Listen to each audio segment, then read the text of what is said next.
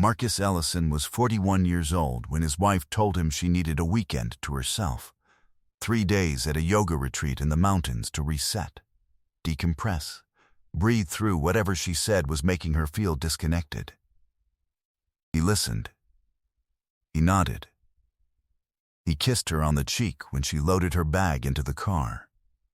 He stood in the driveway and watched the silver Audi disappear around the corner. And then he went inside and opened his laptop. He had booked his room at the same hotel 40 minutes before she finished packing. For 11 years, Marcus had been the kind of husband who read the room without being asked.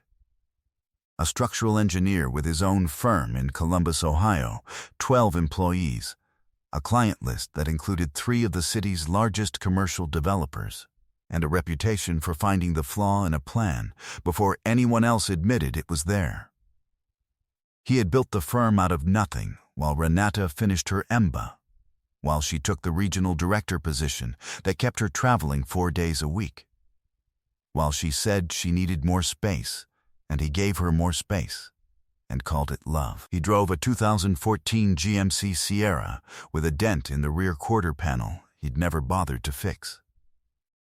His wedding ring had a small scratch on the inner band from a job site incident 3 years ago that no one else could see. He wore it every day without thinking about it. The way you wear something that is simply part of you. He had found the hotel receipts 6 days ago, buried in the shared account they kept for household expenses. Mountain Valley Inn. 2 nights, late last month. The reservation was listed under their joint card, but made for 2 guests. The yoga retreat Renata mentioned, the one she'd been talking about for weeks, the one she called her reset, was a different hotel entirely. He pulled up both on his screen and looked at them side by side for a long time. Then he picked up his phone and called Mountain Valley Inn. He booked the last available room. Corner unit. 2 floors below hers. She had no idea he knew every single receipt by heart, had built a quiet, complete picture of the last 7 months without saying a word, and had done it with the same patience and precision he applied to every load-bearing problem in his career. What Renata was about to discover over the next 72 hours would cost her everything she thought she was carefully keeping separate. Before we get into what happened up there, drop a comment letting me know where in the world you're watching from, and subscribe, because tomorrow's story is one you genuinely cannot afford to miss. The alarm on Marcus's phone went off at 4:52 a.m. on a Friday in late October.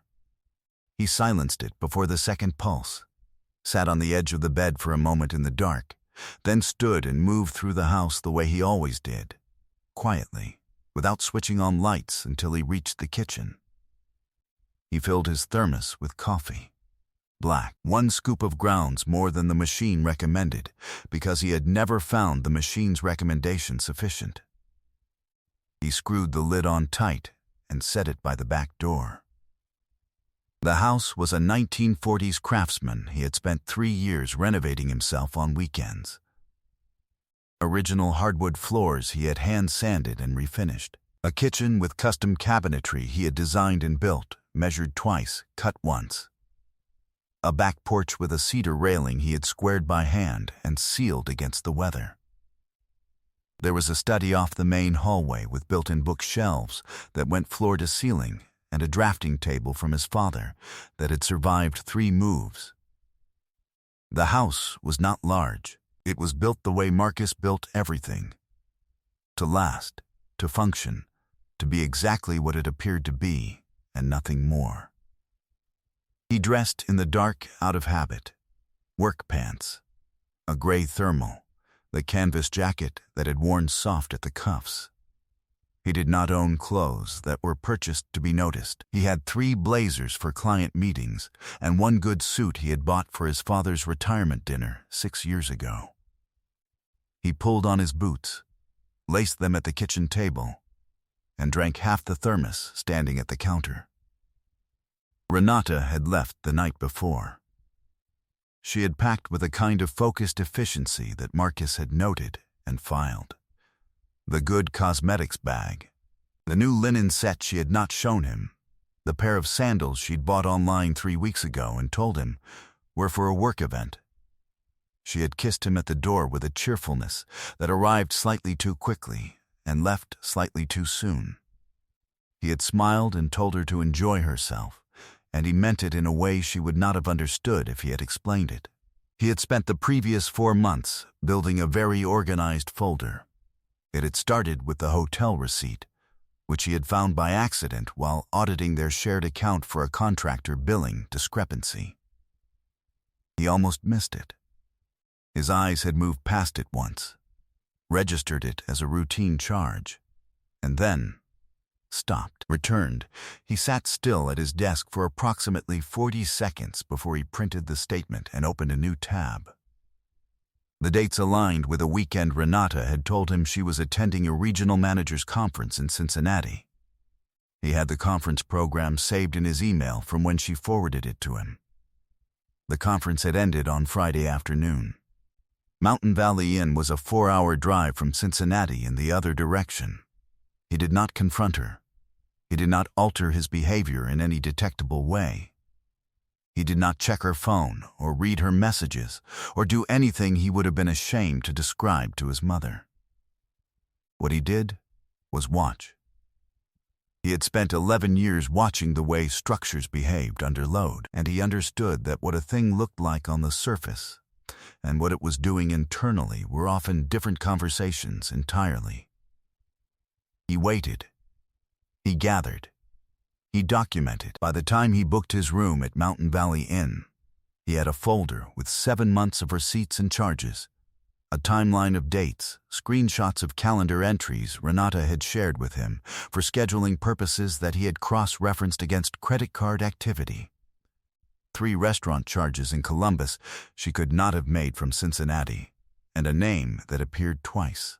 Once on a tagged social post Renata had untagged herself from, but not deleted from the original poster's account. And once on a hotel rewards profile associated with the same Mountain Valley stay, visible through a Google search he had run with no particular hope, and then sat with for a long time. The name was Daniel Fry. He was a commercial real estate consultant. He was 44 years old. He had a professional headshot that conveyed confidence through the specific angle of his jaw. Marcus had looked at the headshot for a while and then closed the tab and gone back to work. He arrived at Mountain Valley Inn at 2 in the afternoon. The hotel was exactly what its website had suggested, a converted lodge at the edge of a state forest, stone and timber, with a wraparound porch and a lake that caught the October light. The parking lot was gravel and already half full. He drove the GMC to the far end of the lot, away from the entrance, and sat for a moment with the engine off, listening to the tick of cooling metal in the quiet. He got out. He took his bag from the truck bed and walked inside. The lobby smelled like cedar and a fireplace that had been burning since morning. A woman at the front desk gave him a room key and a map of the property. He thanked her, found the elevator, and went to his room. Corner unit, 2 floors below hers, with a view of the east side of the parking lot. He set his bag down, filled his thermos from the room's coffee maker, and stood at the window and looked at the lake. He was not there to create a scene. He was not there to break a door open or say words he would regret. He was there because he needed to understand the full scope of what was happening before he did anything about it, and because sitting in his house in Columbus for one more weekend, pretending he did not know what he knew, would have required a level of performance he was no longer willing to give. He had also, 2 days earlier, called his attorney.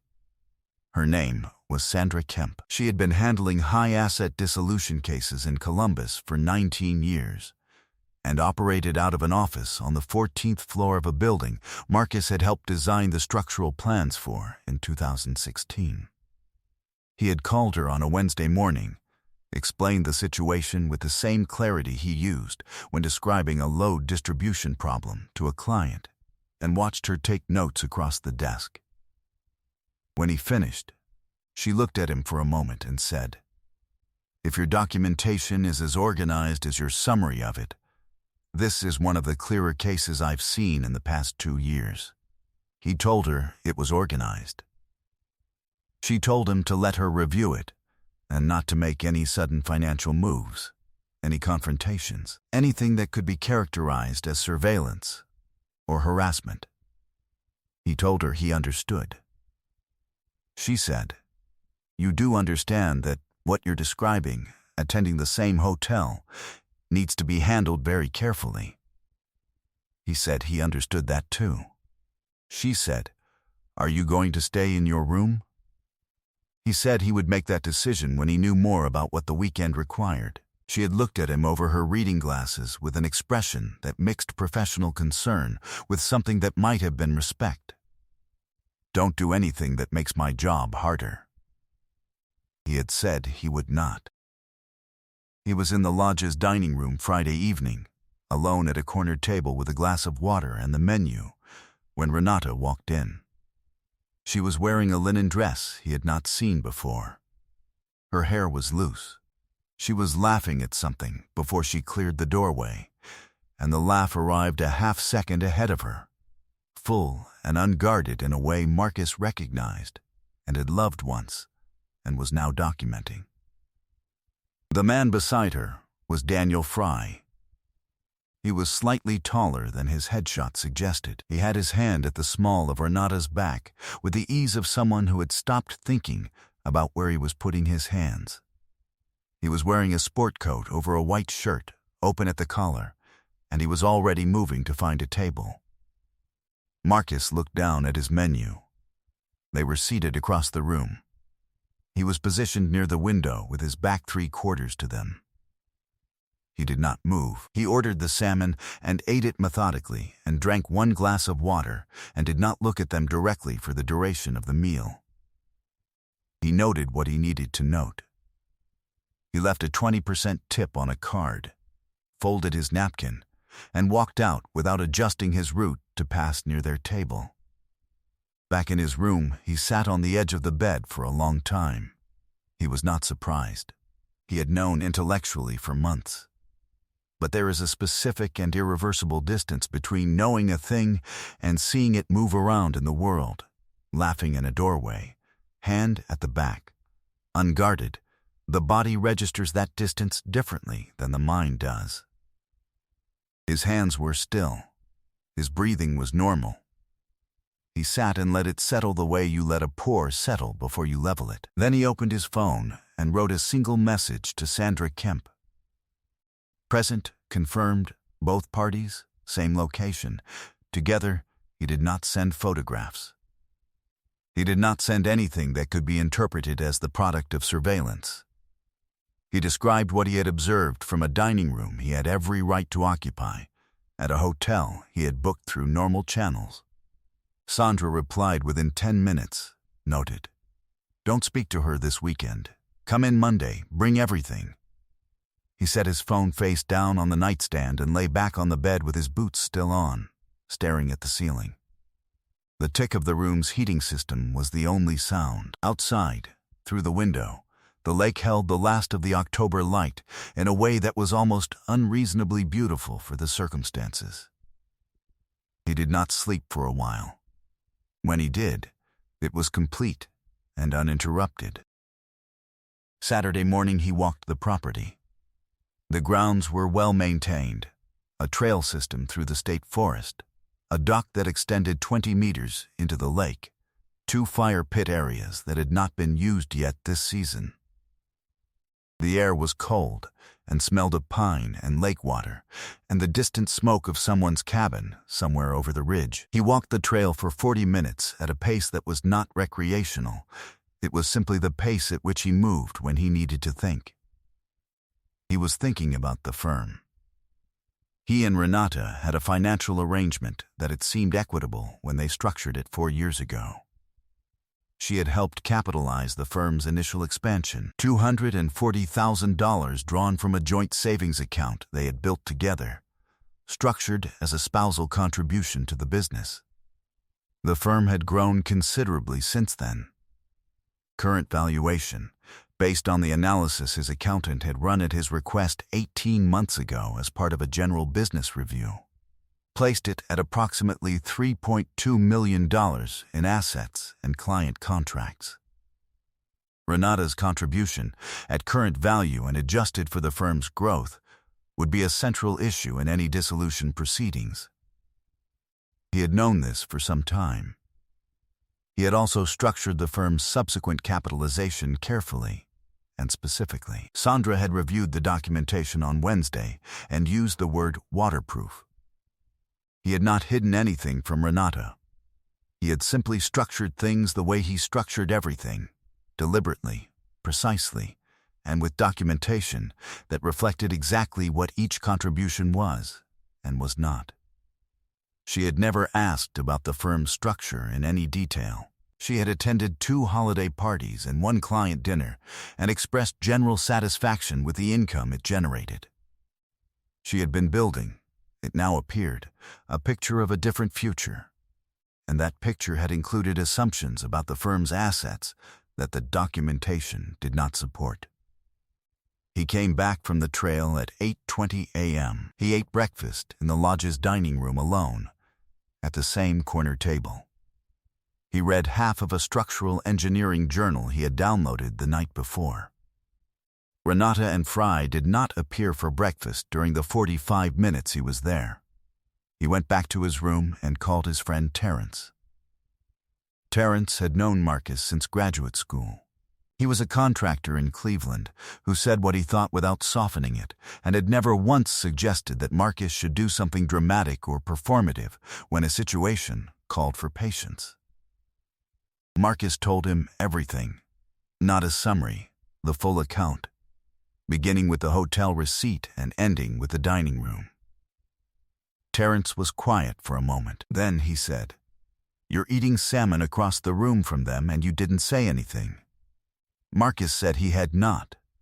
Terence said, "I would have said something." Marcus said he knew. Terence said, "You're a different kind of person than me." Marcus said that was probably right.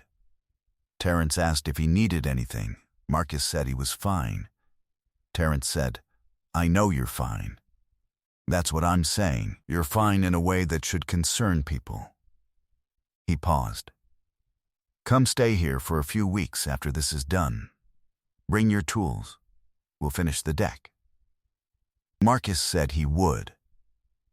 They talked for another 10 minutes about the deck and the type of wood Terence had sourced, and a fastening system Marcus had opinions about, and by the end of the call Marcus felt something close to ordinary. He stayed out of the public spaces Saturday afternoon. He drove 20 minutes into the nearest town and walked through a hardware store for no particular reason, just the smell of it, the specific organized logic of fasteners and lumber and tool displays.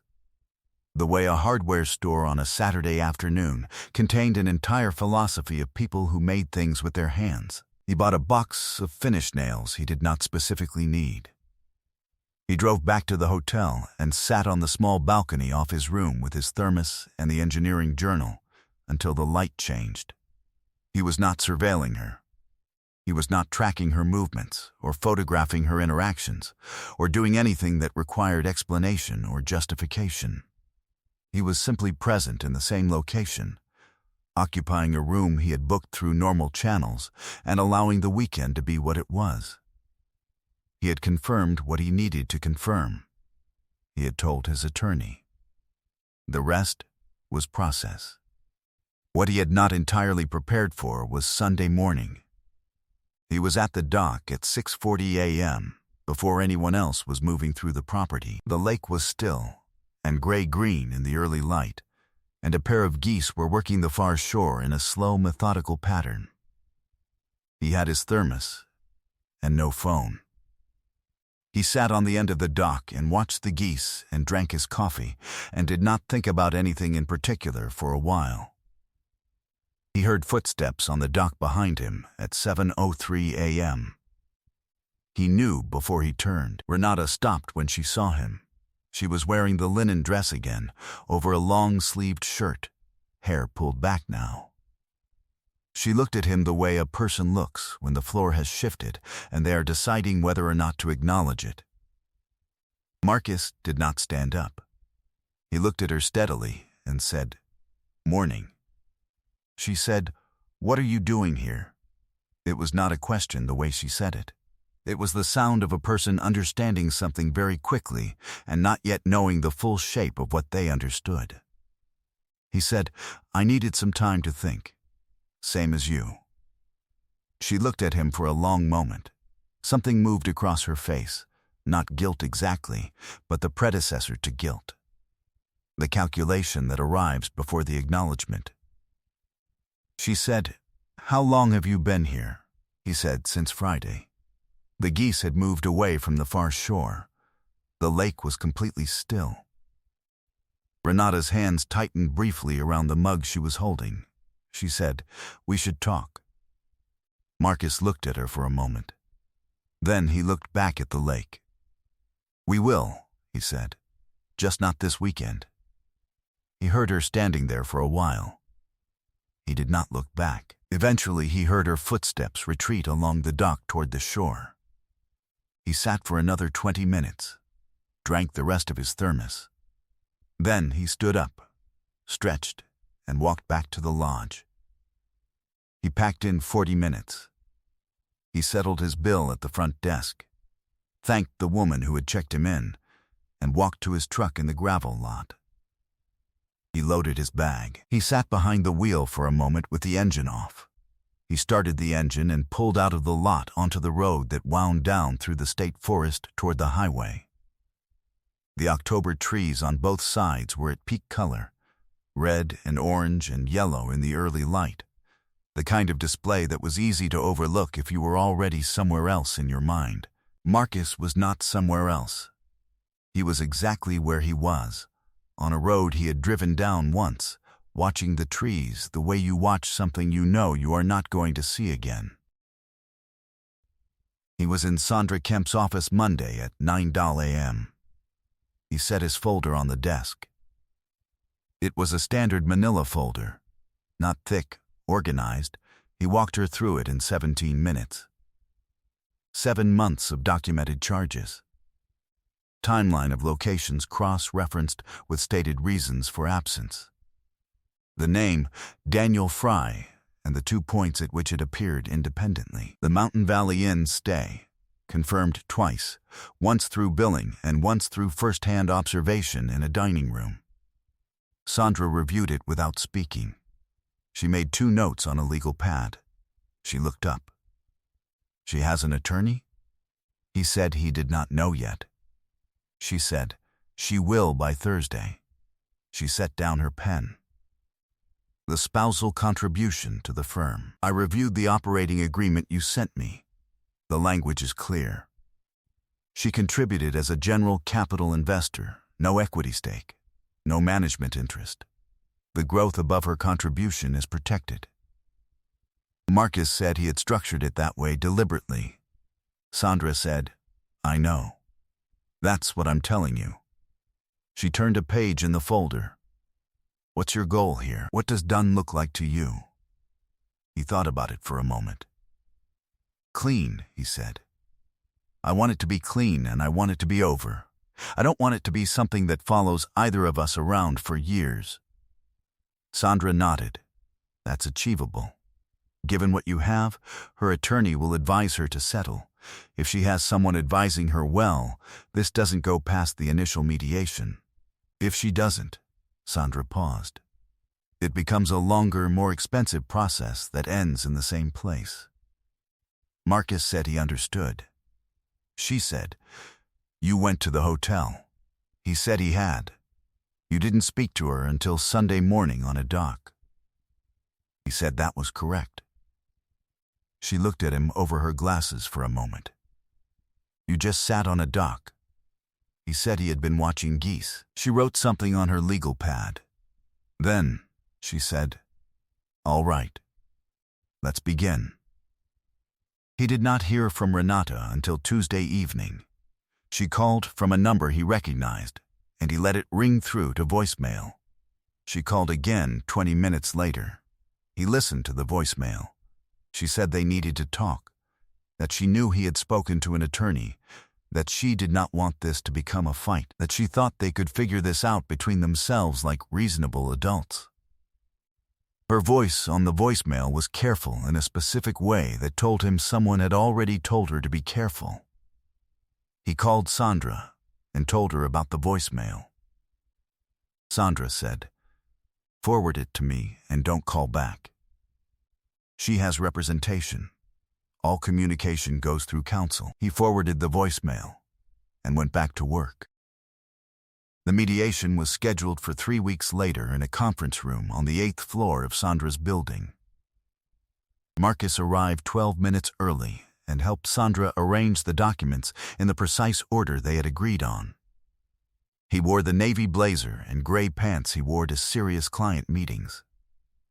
He had his legal notepad and pen, and nothing else. He sat on his side of the table and drank water from a glass the office staff had poured and waited. Renata arrived with her attorney, a man named Philip Greer who had good shoes and a practiced calm that Marcus read immediately as a courtesy extended to clients before difficult news. Renata sat across from Marcus and did not look directly at him for the first several minutes. Philip Greer opened with the expected position: spousal contribution to a jointly appreciated asset, reasonable expectation of equity participation in the firm's growth, proposal for a percentage settlement of current valuation. Sandra let him finish. Then, she opened the folder. She walked through the operating agreement first. The language of the capital contribution, the specific characterization that Renata had signed, with her signature dated and notarized. The absence of any equity language. The absence of any management language. Philip Greer looked at the document for a long time. Then Sandra walked through the timeline. She did not present it as evidence of fault. She presented it as context for the settlement offer, specifically. The question of whether an offer structured around good faith negotiation remained appropriate given the documented record of financial behavior during the relevant period. She placed the hotel receipts on the table. The timeline of stated locations versus documented charges. Philip Greer said something quietly to Renata. Renata was looking at the papers. Sandra said, "Our offer is a clean dissolution. My client retains the firm and all associated assets in their current form. The marital home is listed, and the proceeds divided equitably per standard terms. We are not pursuing a claim for dissipation of marital assets, which the documentation would support. That restraint is conditional on a signed agreement within 30 days. Philip Greer said, "We'll need to review." Sandra said, "Of course." Marcus looked at Renata once, directly, while her attorney was making a note. She was looking at the surface of the table. Her hands were folded in her lap. She had aged slightly in 3 weeks. Or he was simply seeing her differently now, without the architecture of the ordinary life surrounding her to absorb and distribute the weight of what was happening. He looked back at Sandra. The meeting lasted 41 minutes. Philip Greer said they would respond within the week. Marcus stood when it was over, adjusted his jacket, and picked up his notepad. He and Sandra took the elevator down together, in silence. In the lobby, she said, "They'll sign by Friday." He said he thought so too. She said, "You did well in there." He said he had not done much. She said, "That's what I mean." They signed on Thursday. Marcus drove home from Sandra's office in the GMC, the October sky overcast now, the trees mostly bare on the highway median. He had a phone call with his project manager at 3 o'clock and a site walk scheduled for the following morning. He stopped at a hardware store on the way home. A different one from the one in the mountains. A place he had been coming to for 6 years, where the man behind the counter knew what he was working on and could order things that were not on the shelves. He bought the cedar stain he'd been meaning to get for the back porch railing. He talked for a few minutes about a fastener issue the man had been working through. He drove home. The Craftsman house was quiet when he got inside. He set his keys on the hook by the door, hung his jacket, and stood in the kitchen for a moment. He filled his thermos. He drank it standing at the counter, the way he always did, looking out the kitchen window at the backyard. The maple at the edge of the property had dropped most of its leaves in the past week. They had accumulated in the back corner by the fence where the yard slightly dipped. He would need to rake them before the first heavy rain, or they would mat against the grass. He made a note in his mind to do it Saturday. He went to his desk and returned his project manager's call, and then answered 4 emails and reviewed a set of drawings that needed his comments before the end of the week. He worked until 7:30 p.m. He made dinner, eggs and toast, because he did not feel like anything more substantial, and he had never needed dinner to be anything other than functional. He washed the dishes and put them away in the right places. He went to his father's study and sat at the drafting table. He did not draft anything. He sat in the chair that had survived 3 moves and looked at the built-in bookshelves he had designed and built himself, floor to ceiling, filled with the books that had been his father's and then added to with his own. His father had been a mechanical engineer who believed that a person should understand how anything they lived around actually worked, structurally, mechanically, electrically. Marcus had learned more from watching his father think through a problem than from anything he had studied formally. His father had also been the kind of man who drove used cars and did not own clothes that were purchased to be noticed, and wore the same wedding ring for 43 years. He had died 4 years ago, having built 3 things that lasted: a house, a marriage, and a son. Marcus thought about him sometimes in the specific way you think about a person whose presence you have internalized so completely that they have become part of your internal vocabulary. He sat at the drafting table for a while in the quiet. Then he got up.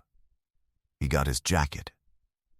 He went out to the back porch and found the Adirondack chair he had built himself from cedar, the one that sat at the corner of the porch where you could see the whole yard and the maple and the fence line and the house next door with its lit window. He sat down. The air was cold and smelled like October. Leaves and cold dirt and something distant and woodsy. He had his thermos, coffee gone slightly cold the way it always did by this hour. He did not check his phone. He sat and looked at the yard in the dark and listened to the quiet of the neighborhood. A car passing, a dog somewhere, the wind through the bare branches of the maple. The cedar railing of the porch needed the stain. He would do it this weekend. Maybe Saturday after he raked the leaves. The railing had been sagging when he bought the house, and he had rebuilt it from scratch. Every post squared and set and sealed. He looked at his work and found it was good. He did not see Renata again. The house sold in 9 days in December. His attorney handled the distribution. He found a place 3 miles away, smaller, newer. Not a project, which was deliberate. He needed to begin with something that did not require him to fill it immediately with labor. He moved his books and his father's drafting table and his tools and the coffee maker and 3 changes of clothes and called it done. He would build the rest gradually. Terrence drove down from Cleveland on a Thursday in January, and they went to a hardware store together and spent 2 hours there, and then had lunch at a diner and talked about the deck and about a job Terrence was considering and about a structural problem Marcus had been thinking through on a client project. They did not talk about Renata. Terrence had said everything he needed to say on a phone call from a dock in October, which was essentially that Marcus was fine in a way that should concern people. And he had meant it as the highest form of recognition in his vocabulary. Marcus drove home from the diner in the GMC with a dent in the rear quarter panel that he had never bothered to fix. He parked in the driveway of the new place. He sat for a moment with the engine off. He got out. He went inside. He made coffee.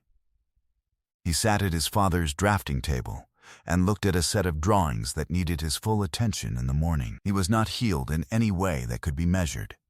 He was simply himself, the version of himself that had always existed beneath and before and apart from the architecture of a marriage that had been built on different foundations than he understood. He had been exactly who he was the entire time. He would continue to be that person. He did not look back because he was a man who looked at the work in front of him. And the work in front of him was sufficient, and it would take all of his patience, and all of his precision, and all of the steady, accumulated quiet he had been building for 41 years. That was enough. It had always been enough. It was she who had decided, before ever asking, that it wasn't. I hope you enjoyed that one. Be sure to like the video and subscribe so you don't miss the next story. I've picked out 2 more for you that I think you'll really like.